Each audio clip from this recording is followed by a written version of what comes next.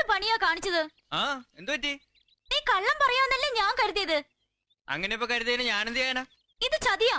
ഇപ്പൊ മനസ്സിലായില്ലേ മായാമി, എന്തുകൊണ്ട് ഇവിടെക്കാൾ ഭേദം ഞാനാണെന്ന്? അതെ അതെ, വന്ന് വന്ന് ഭയങ്കര മടിച്ചായിട്ടുണ്ട്. ഒരു അബദ്ധം ഏത് പോലീസുകാരനും പറ്റും. കരിങ്കോലി.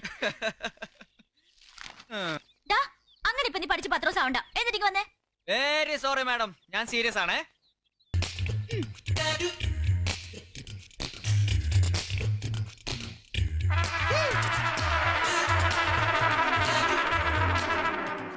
ഓഹോ, എന്തൊരു സീരിയസ് പഠിപ്പ്.